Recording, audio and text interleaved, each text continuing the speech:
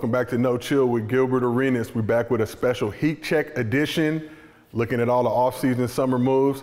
And Gil, it's hot as shit out here. You got reasonable AC. My AC went out. It's about 110 in Woodland Hills where we're at right now. So we're a little glistening. You got a sweatshirt on. Like, it was cold upstairs. It's hot as hell down here. So yeah, you got levels. You got rich people problems. But just want to let y'all know we got new episodes of No Chill dropping in October. Obviously, we've been rolling along, getting all them things out there, but we got some new heat coming for y'all very soon, in addition to this heat check episode right now. So Gil, first things first, we got to address the major situation going on, and it hurt my heart. I need to know, what is your reaction to everybody else's reaction to your Giannis takes? Oh, for God, you're a bucker. Yes, they employ my father, and as an extension, they employ me. The city of Milwaukee's been good to me every time I pull up. Oh, you Milwaukee Buckers. We at Carson's, we getting it in. We at the little Cambria over there. They've been packing you up, Gil. They've been packing you up. The fans. Fans, that's true. Okay, fans. You know, it's Buck fans. You know, they're delusional anyway. We're not talking about like, you know, I go off more of my peers, because you got to remember my peers understand what I'm trying to say sometimes versus what comes out, you know what I mean? Like, yeah. So the comments I make is not about when I say he hasn't developed, we're not talking about the physical part. You get that just when you get older, right? Going in the weight room, lift. So he did a great job on his body. When I say, you know, getting smarter, he doesn't know the game yet. Right now he's playing the game all physical. It's all a physical game for him. You know what I mean? Dwight Howard, physical. Yeah. You know, your Westbrook, physical. You know what I mean? We're talking about understanding rules, understanding time management, understanding the game within the game, the mental part of it. You know, if he's ranked number 1 and 2, just playing physical, what happens when he starts understanding the game within the game, you know, aspect of it, you know, and, you know, usually people are like, well, you know, how can you say he doesn't understand the game? He's won, you know, a championship. Okay, that's, okay, I get it. Yeah, he won a championship playing physical. He's been playing it the physical way. We're trying to get him to revert, understand the game, how Jordan had to. Well, Jordan didn't even have to at the time he did it. Learning how to, you know, get the fade away, you know, the understanding the nuances. So, you know, my thing is this, all right, if he's the number 1 or 2 player in the NBA, let's go to the mental side. Is he smarter than Chris Paul? Is he smarter than LeBron James? Is he smarter than Curry, Clay, Draymond, Kawhi Leonard, Jokic, Luka? If he doesn't rank number 1 in that, that's what I mean. If he ranks at the end of that, think about how much of the game he needs to learn to be in front of those guys. That's all.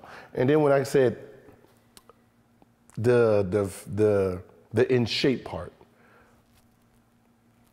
if you look at his his game time minutes, it will make sense.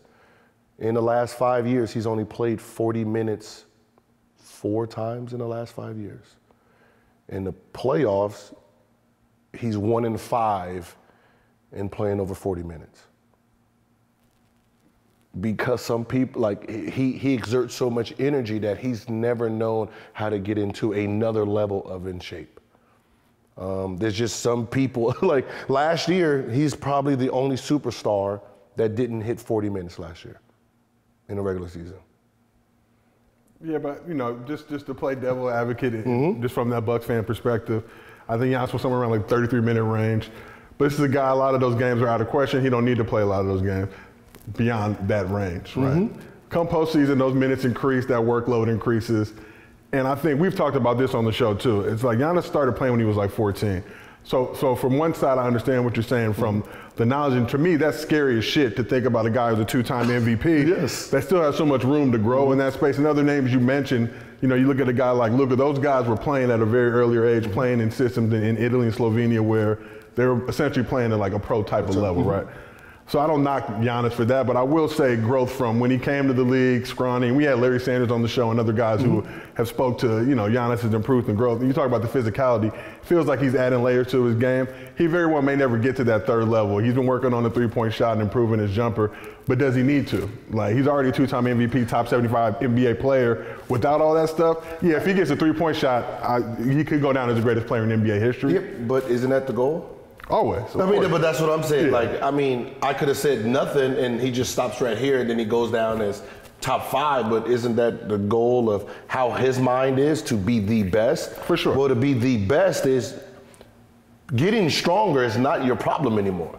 Your problem is learning how to play back to the basket, knowing that if your back is to the basket, they have to double you without you dribbling, which makes passing easier, which means players will get open easier shots for everyone else. If you are driving and everyone's backpedaling, that easy pull-up game. You know what I mean? There's levels of this game that he's not even scratched yet. But I looked at, his draft critique. It said that. It said what he was. It said point guard style player, right? Doesn't know how to play very well off the ball. There's going to be, when he gets to the NBA, there would be it would be damn near impossible to guard him during his matchups because no one's as fast as him. No one is as agile as him. Once he picks up weight with just being in the NBA naturally, you know what I mean? He's going to be a problem. Defensively, because he plays with passion, soul, and and his natural ability is what he's getting off by. His natural just reaction and stuff was going to make him a great defender anyway. It said it. Like, it basically said he was a steal of this draft. For sure. He was basically going to be the number one. Like, he was basically the best player in that draft. They just didn't know. But if you see where he's at when he came into the league versus now, I think that's the thing. I see a lot of people who are coming at you, and I've seen him on the internet all day. Yeah. I'm on Twitter all day, seeing what's going on, is that I think they took offense to you saying he doesn't understand basketball. And yeah, of course, everybody has room to improve in their understanding and knowledge of basketball. It doesn't matter if you Steph, LeBron, you can reach new levels on that side. But they felt it was more of in a hater tone. Like you saying, he doesn't know nothing about basketball. And he's just physical and he's getting it. And that's the only reason. So, like, I know you, that's why, like, when it was going on, I understand where you were coming from. But just, I guess from my standpoint is looking at his game now versus where it's been, the MVPs, mentioned the championship. Obviously, Middleton gets hurt in the postseason last year. If he's there, they may very well be contending for another championship against that Warriors. If he played 48 minutes, they probably would have. But, for regular season, he don't have to play more than that. No, but in the play, okay, so did you watch the WNBA game yesterday? I was tuned in. You're tuned in, right? Locked in. And you see what A'ja Wilson, they said that whole series, she only sat 4 minutes. 4 minutes. Last 2 games, didn't even sub out. She didn't even notice. That's a different type of being in shape. Sometimes you can't come off the floor. Like, do you think Giannis is not in shape to do that, though? I guess is the question I would ask you. Because I would argue that he is. I don't, because I don't knock him for not playing 48 minutes because I understand why he can't play 48 minutes right now. Because he doesn't take a possession off. He doesn't take a possession off. Yeah. He plays both sides of the floor like an animal. But there's some games where you're sitting for 12, 13 minutes hurts the team. It does hurt the team. You didn't have Middleton last year. You can't come out this game. Like, I can't sub you. Like, I got to look at him like, I can't sub you. I'd rather you just take a possession off and during the, in the game while you're there still being effective versus you sitting on this bench and we have no help, no hope. Yeah. And that's the thing I look at. I look at, like, is he capable right now of playing 48 minutes for a series? No. You don't think he is? I'd say if he needed to, I would have. I mean, look, this is me personally. You remember the year before, the year they won a championship, he was exhausted. He was exhausted during those series. 50 pieces are exhausting, as you know. Facts. Drop his 50 pieces. But that's facts. You got to think about it. He's getting a damn near triple-double, high double-double in only 30 minutes. What happens if he can play 48? That's what I look at. I look at like it's not the hate part. It's like yo, I want to see you tap into that next one. So what is it going to take for you to jump on the Greek Freak bandwagon? He's number 2. I got him number 2 this year. I got Kevin Durant 1. I got him 2. Okay. I do have him 2. You heard it, people. That's what makes it funny, because people are like, well, name your top 5. And I'm like, all right, KD, Greek. Well, if you don't like Greek, why do you have him 2? Because I have him 2. I'm not stupid. So you're not you're not a Greek hater, contrary to, you know. I don't like the Bucks. Okay. I like Greek. I appreciate your city, Milwaukee. I don't know why I don't like the Bucks. It has to be a reason. Shout out Mandela, all the people out there. I probably don't have a reason.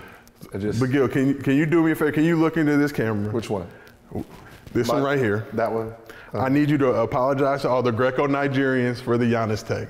Whoa, I can't apologize for it. That was a good take. All right. It was a good take. They just didn't understand the fullness of the take. Then at the bare minimum,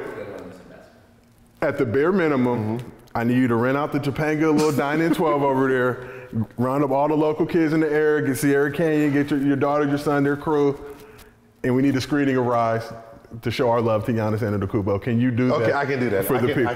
You know what? How about this? I'll order Rise. I think that's why they hating, because they watched how he came up.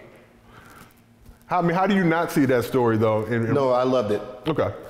That's what I said. Listen, it don't come. You know me. If I don't like him, I just like, motherfucker just sucks, right? I'll do that. Yeah. No, with him, it's just saying, like, you know, if he's number 2 right now, if he's in everyone's top 5, top 3, let's just for sure. If he's in everyone's top 3, and my take is still my take, that means what happens when he works on the things that I think he needs to work on. What happens if he gets a pull-up? What happens if he hits that 3? What happens if he has the back to the basket game where doubles and he don't have to, he's not dribbling yet? That man is scary. What happens if he Tim Duncan's in the post and then just zeros from there? That's the scary, that's what I see. Okay.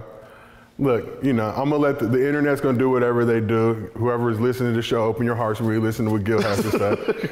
No, shit, because I think a lot of people, and then you followed up with the IG post, and you basically alluded to saying, like, haters, you know, and not to say that you were a hater, but haters gonna point out your flaws. They're not just gonna, and I think we can all agree that Giannis has a whole nother level. He has and it's not, I'm not gonna say he don't understand basketball. He understands basketball at a high level. He's been playing at a high level since he's been in the league, but he has so much further that he can go with that understanding. And to your point, if you can get to that 3rd level of scoring.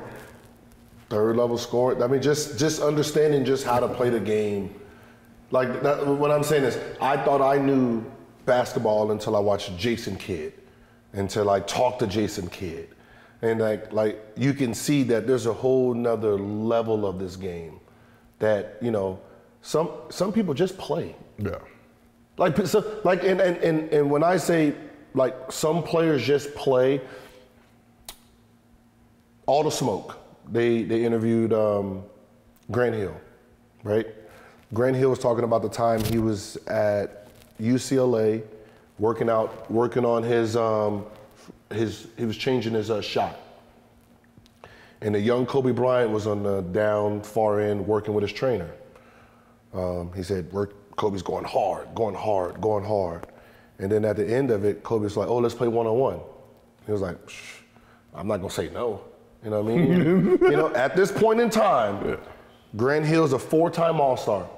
Kobe only started 1 game that previous season, right? They played one-on-one.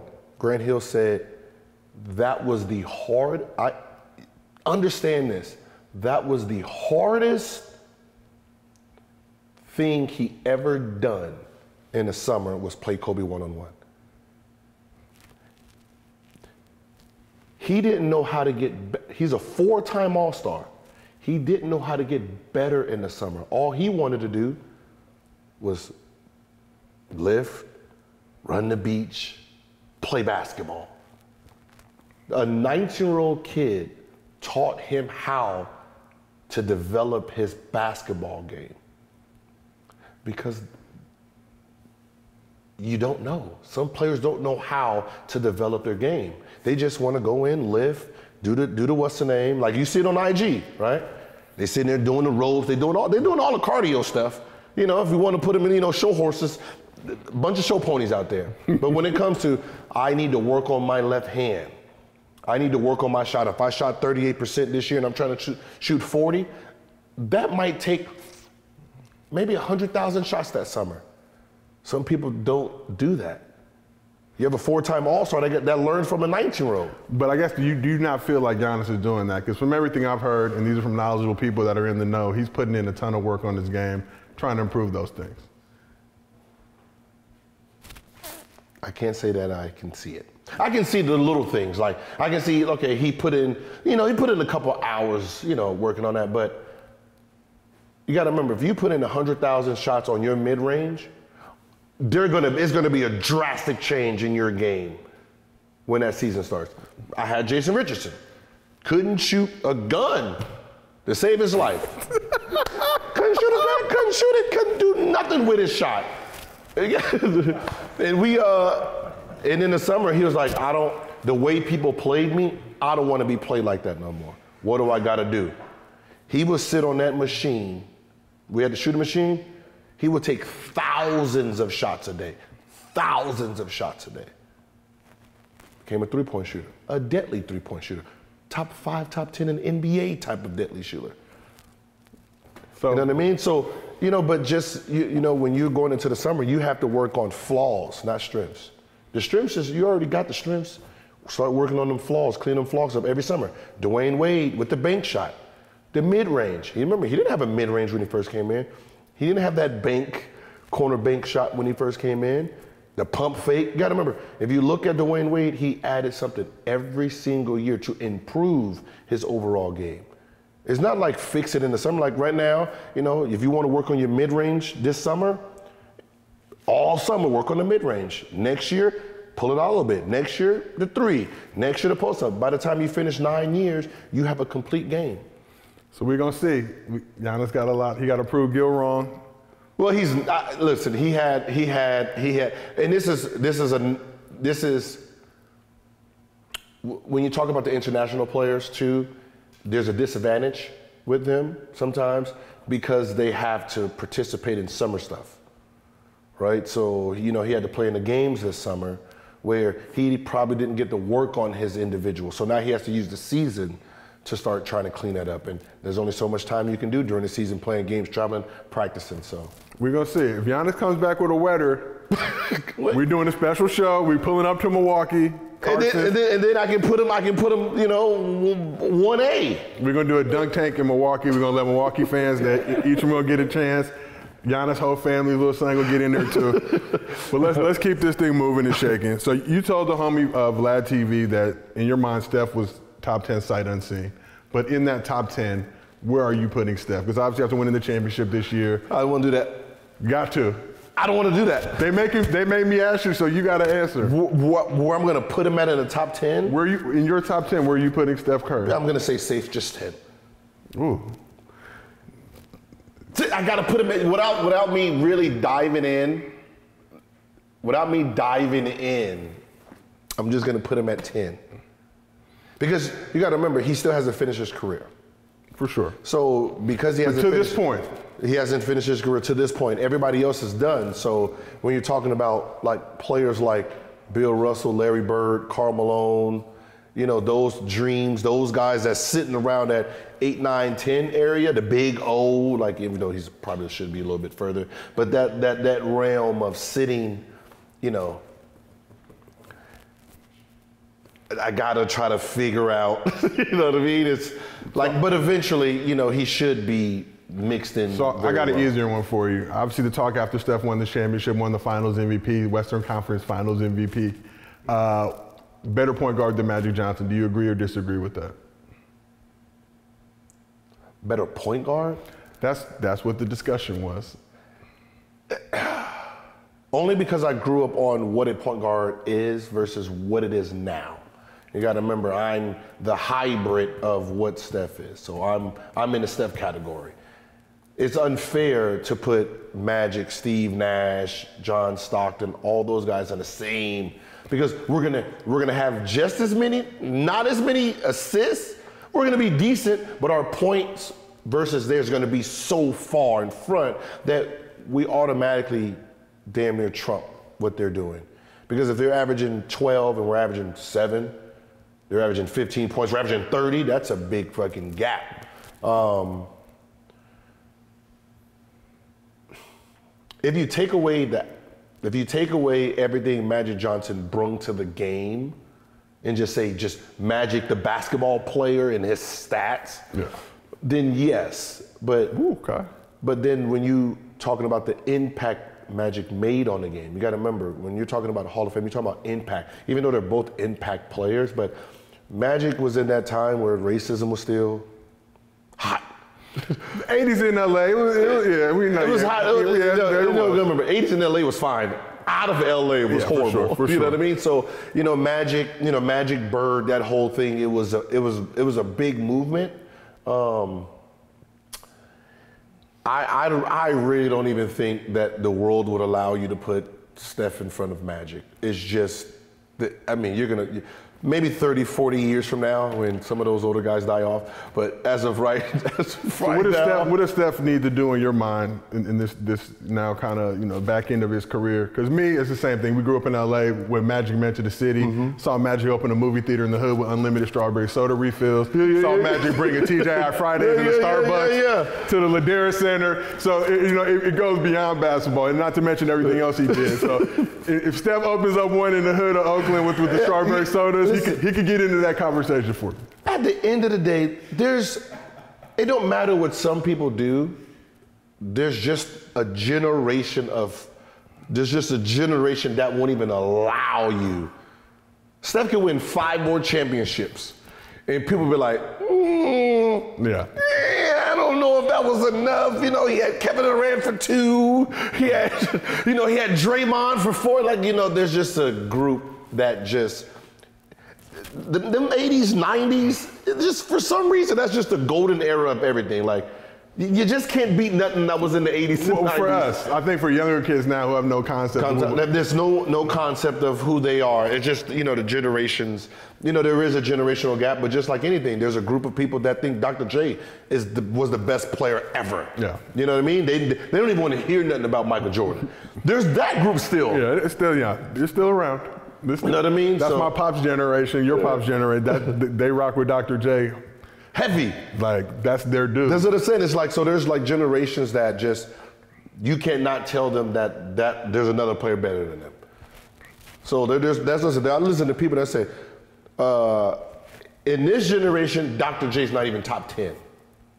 There's a generation where Dr. J's 1. Yeah. 1. Not 2.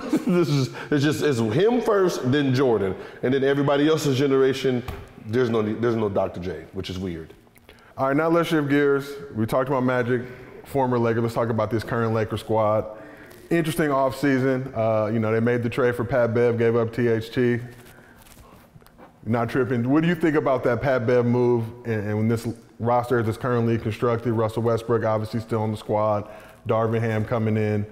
What is if you had to guess right now, looking at that crystal ball, what is your prediction for this Lakers squad with this roster as constructed? Hey man, them Clippers gears is real cheap this year, right? It's like that Clipper gear starting to look good, right? That red, white, and blue starting to look American. I'm a LeBron fan through and through. I know, but there's some shit that happened. I'm like, wait, what are y'all doing? I don't like what I'm seeing right now. Okay, we got more defense, cool. I don't think defense was our problem. I think because we can't score, we don't want to play defense. Usually teams that they get buckets, they usually trying to stop. They slap in the ground, they lock in. What's happening? The fact that we can't score makes it harder to play defense. So getting another defensive player, getting rid of, I like THT. I just thought, with that team that we needed that type of scorer. So,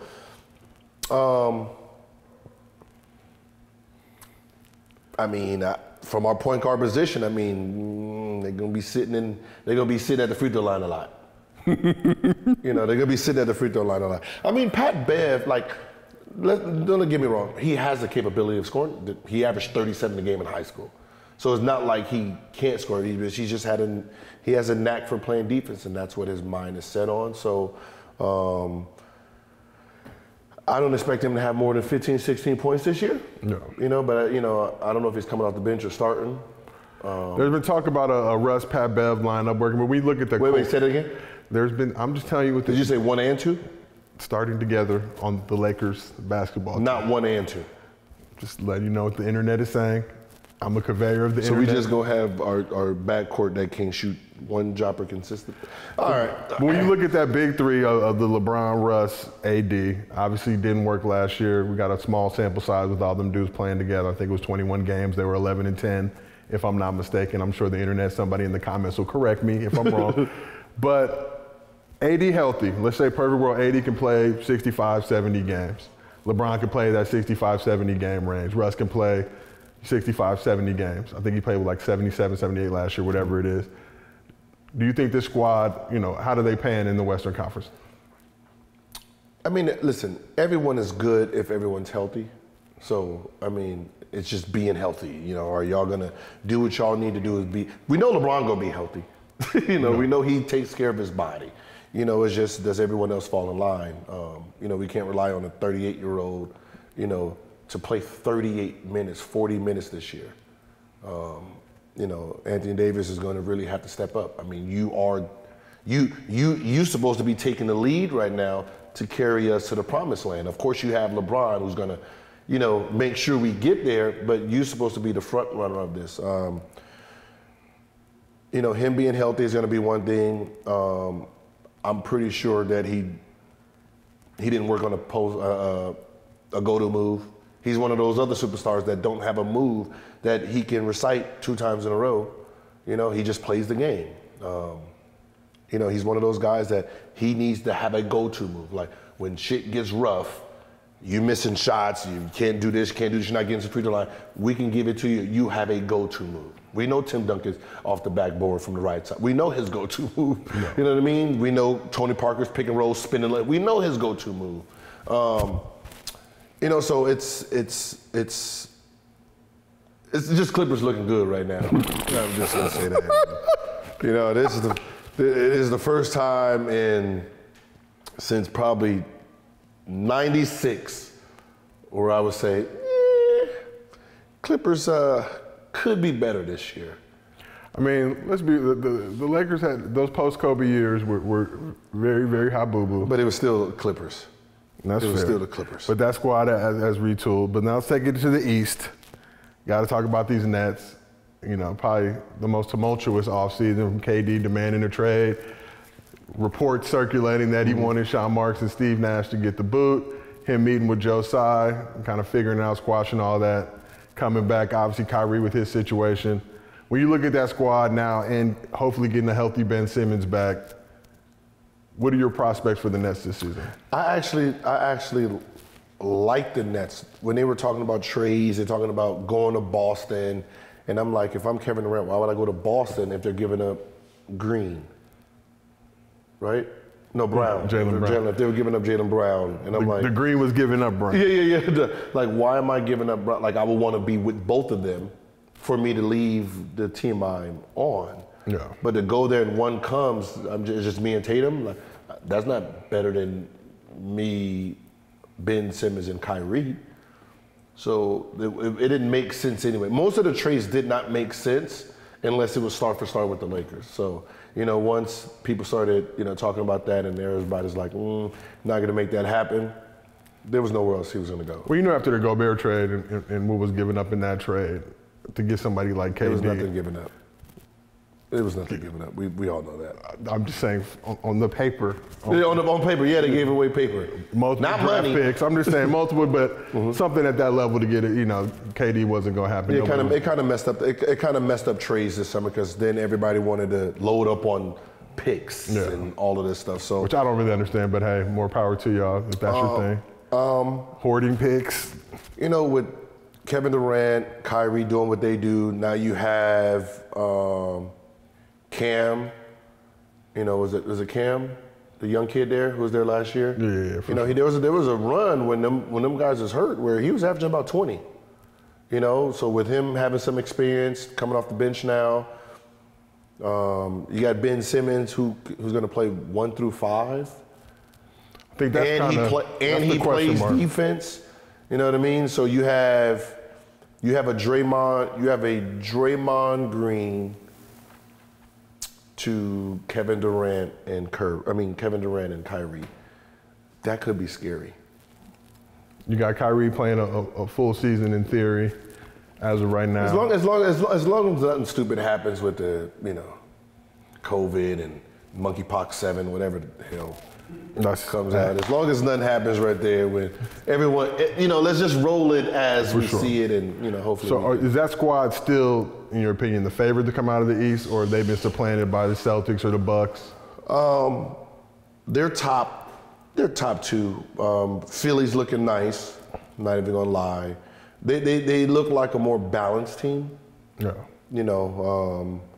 PJ Tucker coming over there, and they just got Harrison. No, who went over there? Trez.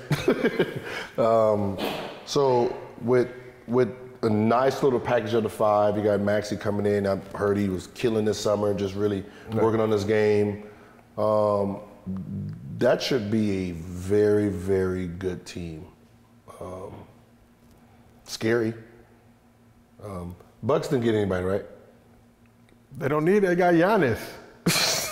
No, Your number 2 player in the NBA. I know, but you gotta add pieces. I think after we watch Rise, your whole perspective. No, what I'm saying is, okay, you didn't win the last 2 years, right?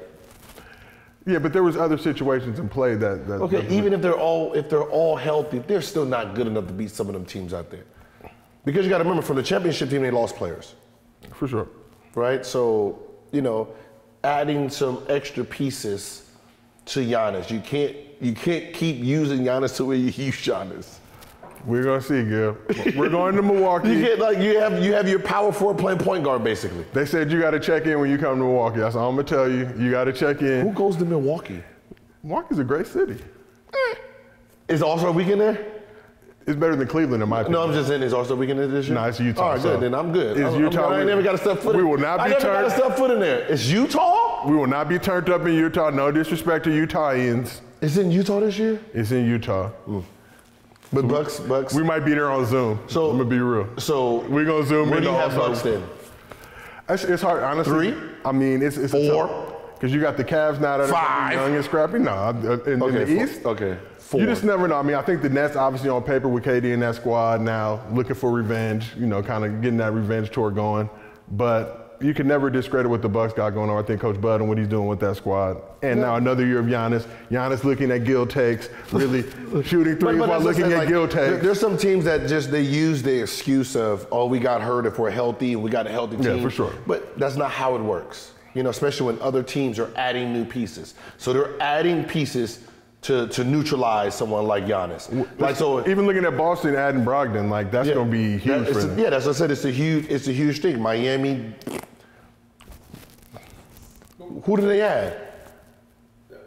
Who do they need to add? They got Victor Oladipo coming back healthy. No, I get that, but who did they add? They didn't add anybody. I think they tried to make some moves. I know they tried. I tried to give a good take on Giannis. It just didn't work. Sometimes this shit just don't work. See, you're rich enough that when they pack you up, it doesn't mean anything to you. But I think the funniest thing, and we'll end on this, that I saw was people saying that you're all NBA, so you can't talk about an MVP. And they literally never played in the league, and they're talking about an all-NBA dude. I know. It was like, that's really, why I don't pay. But that's NBA Twitter in a nutshell. It's very baffling and fascinating at the same time. And I was just in the cut with my family, ducked out, chilling. And look, it's like, wait a minute, the guy who's an all-NBA player who's literally giving some of your favorite players 60 pieces, 50 pieces, isn't qualified to talk, but. Listen, if you don't have a ring, you're not qualified to talk trash to someone who does. That's what it is. That's usually how it works. Look, this has been another edition of Heat Check. We'll be back with more all season. We are ready for all your comments. Drop them below. Keep them coming. We look at all that stuff. We're not going to engage with a lot of it because we're busy doing what we like to do. But we see it all.